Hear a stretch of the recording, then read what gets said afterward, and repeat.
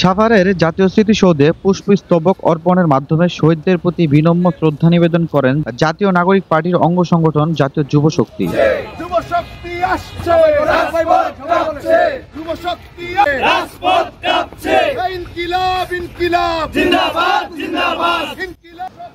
এ সময় সংগঠনের আহ্বায়ক অ্যাডভোকেট তারিকুল ইসলাম, মুখ্য সংগঠক ইঞ্জিনিয়ার ফরহাদ সোহেল সহ কেন্দ্রীয় নেতৃবৃন্দ উপস্থিত ছিলেন।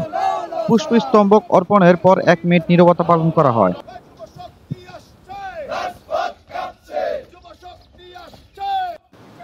পরে সংবাদ মাধ্যমকে জাতীয় যুব শক্তির আহ্বায়ক অ্যাডভোকেট তরিকুল ইসলাম বলেন, যুব শক্তি কখনো অন্য দলের যুব সংগঠনের মতো হবে না, ক্ষমতায় টিকে থাকার হাতিয়ার হিসেবে ব্যবহৃত হবে না। দেশের মূল চালিকা শক্তি এই যুব সমাজকে কাজে লাগানোর লক্ষ্যে নির্ধারণ করছি আমরা। যে কোনো অন্যায়ের বিরুদ্ধে বলিষ্ঠ অবস্থান রাখবে যুব শক্তি। অতি বিলম্বে জুলাই ঘোষণাপত্র দিতে সরকারের প্রতি আহ্বান জানিয়েছেন তিনি।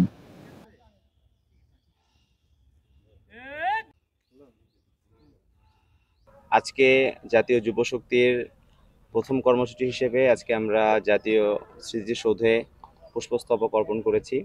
আমরা মনে করি যে জাতীয় যুব শক্তি জাতীয় নাগরিক পার্টির একটি অঙ্গ সংগঠন হিসেবে তাদের যে যাত্রা, সেই যাত্রা অন্য যে কোনো রাজনৈতিক দলের যুব সংগঠনগুলোর মতো নয়।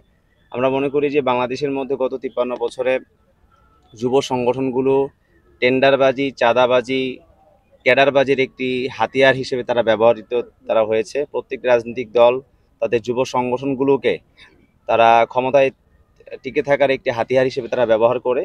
সেই জায়গা থেকে জাতীয় নাগরিক পার্টি এনসিপির অঙ্গ সংগঠন হিসেবে জাতীয় যুব শক্তি সেই জায়গা থেকে অবশ্যই একটি ভিন্নধর্মী একটি অবস্থান তারা গ্রহণ করেছে।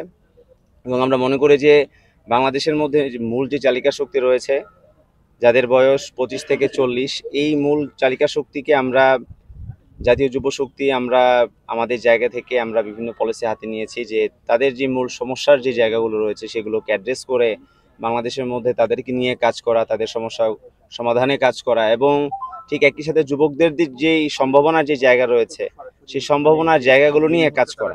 আমরা মনে করি যে এই জুলাই গণঅভ্যুত্থানের মূল যে আকাঙ্ক্ষার যে জায়গা ছিল, নতুন রাজনৈতিক বন্দোবস্ত প্রণয়ন করা, রাষ্ট্রের কাঠামো নতুন করে গড়ে তোলা, এবং সেই কাঠামো গড়ে তোলার আগ পর্যন্ত রাজপথে থাকা, যুব সমাজকে ঐক্যবদ্ধ রাখা, তাদেরকে সজাগ রাখা।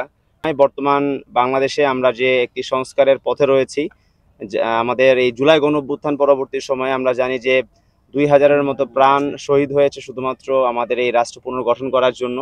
আমরা মনে করি যে একটি রাষ্ট্র গঠন করার সময় হয় তখন যখন একটি রাষ্ট্রের জন্ম হয়, সেই জন্ম মুহূর্ত এবং ঠিক একই সাথে যখন সেই রাষ্ট্রে গণঅভ্যুত্থান হয়। আমরা মনে করি যে জুলাই গণঅভ্যুত্থান পরবর্তী সময়ে বাংলাদেশের মধ্যে রাষ্ট্র গঠন করার একটি সময় আমরা পেয়েছি, যে সময়টি আমরা বর্তমানে অতিক্রম করছি।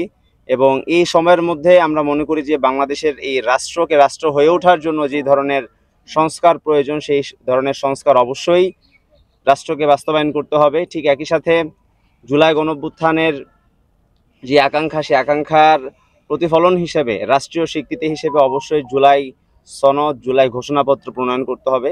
আপনারা জানেন যে গত কিছুদিন আগে আওয়ামী লীগের কার্যক্রম নিষিদ্ধ ঘোষণা করা হয়েছে, এবং আমরা মনে করি যে শুধুমাত্র কার্যক্রম নিষিদ্ধ ঘোষণা করলেই হবে না।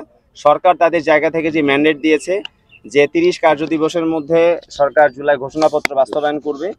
এবং আমরা দেখতে পাচ্ছি যে বাংলাদেশের মধ্যে নানান ধরনের ইস্যু সামনে তৈরি করা হচ্ছে, যে ইস্যুগুলোর কারণে আমরা জুলাই ঘোষণাপত্রের মতো এত গুরুত্বপূর্ণ একটি বিষয়, যেই গুরুত্ব বহন করে 2000 শহীদদের আত্মত্যাগের একটি স্বীকৃতি, সেই স্বীকৃতিকে বাধাগ্রস্ত করার জন্য অনেক অপশক্তি তারা রাজপথে বর্তমানে সক্রিয় আছে।